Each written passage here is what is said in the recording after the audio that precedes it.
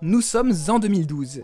Cette année-là, Bradley Wiggins devient le premier Britannique à remporter le Tour de France, Usain Bolt est l'attraction des Jeux Olympiques de Londres, et un individu au nom de province néerlandaise devient président de la République.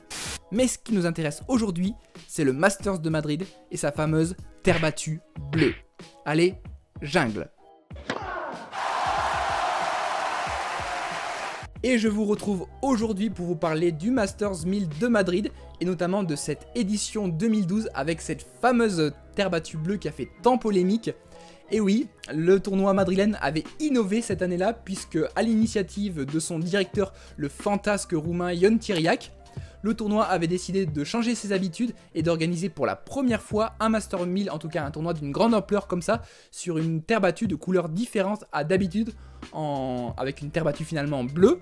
Alors l'annonce avait été faite fin 2011, les joueurs n'étaient pas forcément pour, en tout cas au début, notamment les principaux favoris, dont Nadal, trouvaient que ça changeait un petit peu ses habitudes, donc bon, on va dire... Il attendait de voir ce que ça allait donner. Alors, pourquoi ils avaient finalement décidé de donner cette couleur à la terre battue?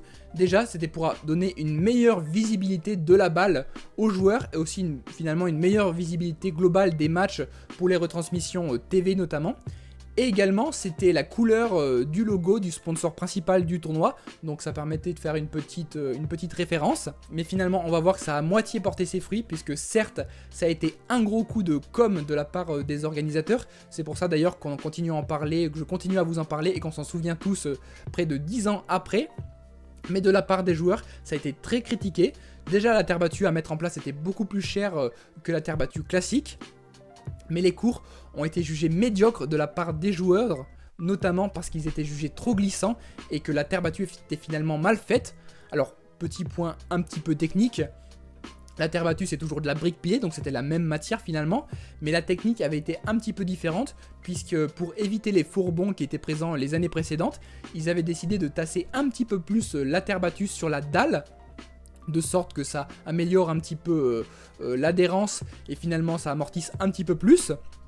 Donc ils ont mis plusieurs couches de terre battue un petit peu plus qu'à l'accoutumée, mais sachant que la première couche, qui est celle qui est accrochée à la dalle, n'était finalement pas assez collée à cette dalle, et bah les cours ont été un petit peu plus glissants qu'à l'accoutumée. Ils ont manqué d'humidité, manqué d'arrosage, ce qui fait que ça fait l'effet inverse qu'ils voulaient au début, c'est-à-dire que le cours était beaucoup plus glissant et beaucoup moins adhérent, il prenait beaucoup moins les effets, et finalement il était aussi un petit peu plus rapide. Donc ça a été pas du tout au goût de certains joueurs, notamment Djokovic et Nadal, qui n'ont pas hésité à critiquer ce tournoi en disant qu'ils n'allaient pas revenir l'année suivante si le cours ne redevenait pas comme avant.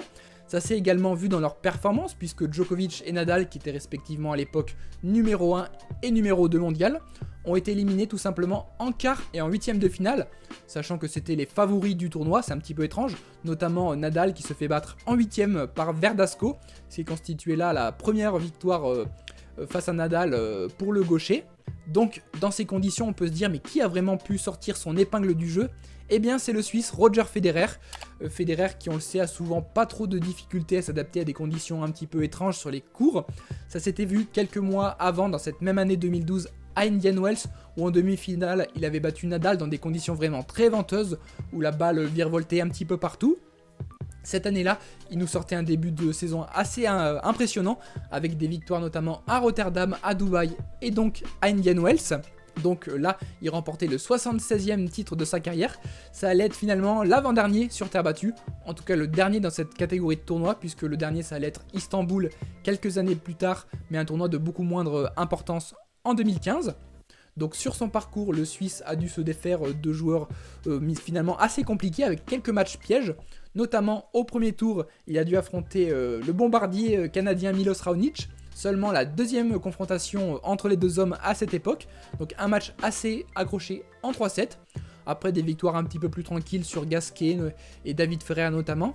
En demi-finale, il sort la surprise un petit peu de ce tournoi, Janko Tipsarevic qui avait sorti son compatriote Djokovic au tour précédent. Et en finale, il retrouve un vieil ami à lui puisque c'est Tomas Berdych, le Tchèque, dans cette finale. Tomas Berdych qui avait commencé tambour battant cette finale en notamment empochant le premier set, en jouant très agressif avec des frappes très à plat qui prenaient bien la vitesse sur ce court un petit peu accéléré. Federer a repris ses marques petit à petit et finalement il a su contenir le jeu tout en puissance du Tchèque pour s'imposer en 3-7.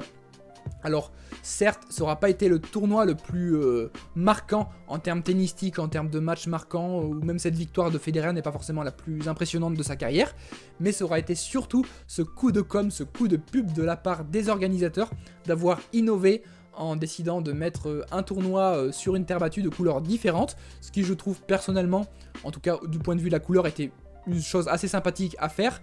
Après, les cours en eux-mêmes, c'est une autre question. Là, ils n'étaient pas forcément bien faits dans les règles de l'art, donc c'est vrai qu'on peut critiquer de ce point de vue-là. En tout cas, ça aura été une belle initiative.